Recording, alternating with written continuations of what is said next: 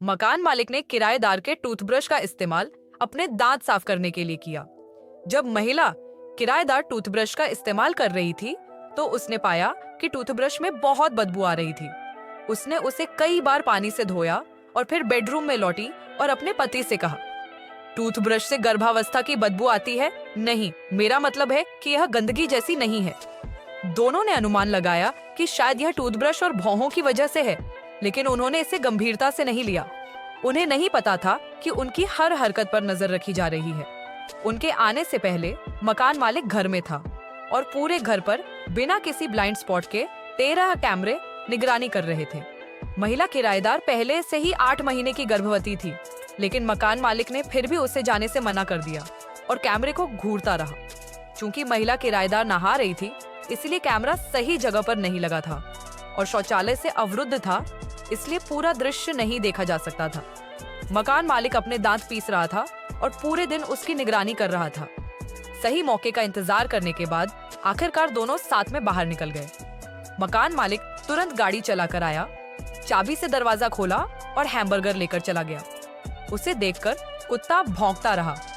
मकान मालिक ने कुत्ते को आराम देने के लिए हैमबर्गर निकाला और फिर महिला किराएदार के स्किन केयर उत्पादों के साथ खेलने के लिए बाथरूम में चला गया और उसके टूथब्रश से अपने दांत साफ किए। शुरुआत में यही नजारा था। अगले दिन पत्नी बच्चे के कमरे को सजा रही थी और उसने अपने पति से हथौड़ा खोजने में मदद करने के लिए कहा। पति ने कमरे दर कमरे तलाशे और गलती से एक बंद दरवाजा पाया। इसे खोलने के बाद उसने नीचे जाने वाली सीढ़ियां देखी।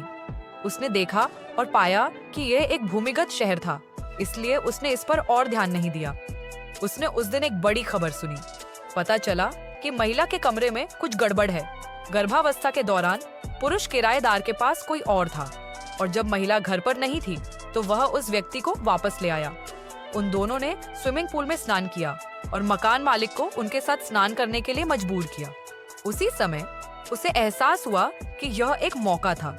हर बार जब दंपति घर पर नहीं होते थे तो वह चुपके से तहखाने को सजाने लगता था। जब भी वे आराम करने के लिए बाहर जाते थे तो मकान मालिक उनके घर में घुसने का मौका लेता था। कमरे में हर जगह कैमरे लगाता था और तहखाने के दरवाजे पर साउंड प्रूफ पैनल लगाता था। ऐसा लगता था कि वह कुछ बड़ा करने की योजना बना रहा है। उस रात पति को एक फोन कॉल आया और अचानक सोचा, ओ, यह उसके प्रेमी का फोन है। पति ने जवाब देने के लिए बाहर नहीं गया और उसने एक और गलती की। इस डर से कि उसकी पत्नी को पता चल जाएगा, वह अपने प्रेमी से छुटकारा पाना चाहता था, लेकिन प्रेमी देने को तैयार नहीं था। एक दिन वह कुछ देने के बहाने उसके घर आई, जिससे पति डर गया। उसने प्रेमी को परेशान न करने की चेतावनी दी, लेकिन प्रेमी ने उसे तलाक देने के लिए मजबूर किया और जानबूझकर उसे हर दिन आधी रात को फोन किया। पति इस बात से बहुत परेशान था और उसने पाया कि घर का शौचालय टूटा हुआ है, लेकिन वह इसे ठीक करने के मूड में नहीं था। इसलिए उसने अपनी पत्नी से मकान मालिक को फोन करने के लिए कहा। दरअसल मकान मालिक निगरानी कैमरे के बगल में था। उसने स्वाभाविक लहजे में फोन का जवाब दिया और कल इसे ठीक करने में मदद करने का वादा किया।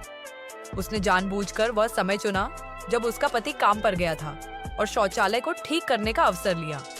उसने कैमरे की स्थिति बदल दी और मरम्मत पूरी कर ली। उसकी पत्नी ने आभार व्यक्त किया, लेकिन उसने अपनी पत्नी से पूछा, लड़का है या लड़की? उसने कहा कि वह जांच करने के लिए अपने रास्ते से बाहर नहीं गई थी, लेकिन मकान मालिक ने उसे छुआ और उसका पूरा शरीर तनावग्रस्त हो गया। यह अच्छा हो सकता है। उसने कुछ अजीब किया और खुशी खुशी चला गया। रात में प्रेमिका ने फिर से फोन किया और कहा कि वह घर आकर उसकी पत्नी को व्यक्तिगत रूप से सब कुछ समझाएगी। पति ने तुरंत अपनी पत्नी को बाहर ले जाने का बहाना ढूंढ लिया।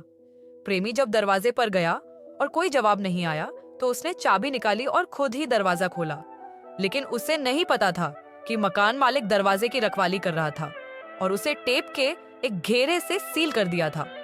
जब पति अपनी पत्नी के साथ वापस आया तो वह इतना घबरा गया कि उसे कुछ भी असामान्य नहीं लगा।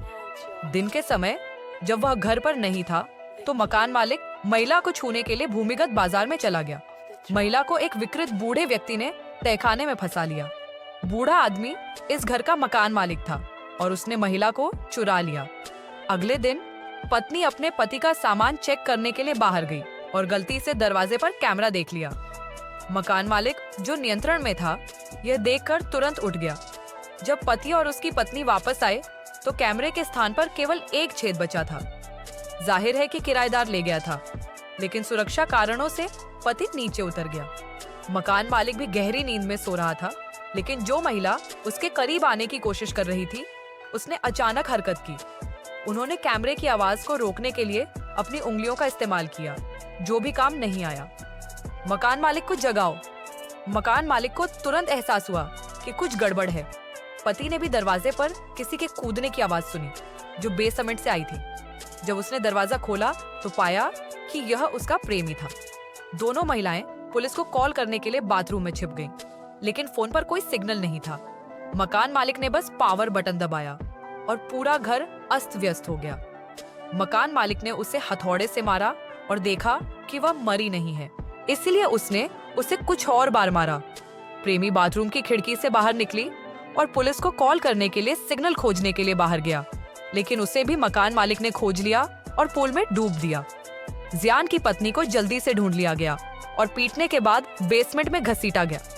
3 महीने बाद मकान मालिक ने पुलिस को फोन करके दावा किया कि युगल गायब है और उस पर 2 महीने का किराया बकाया है।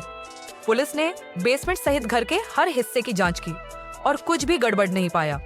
पता चला कि पत्नी को बहुत पहले ही किसी अन्य संपत्ति में स्थानांतरित कर दिया गया था और उस घर में नए किराएदार की पत्नी से जन्मे एक लड़के का भी स्वागत किया गया था।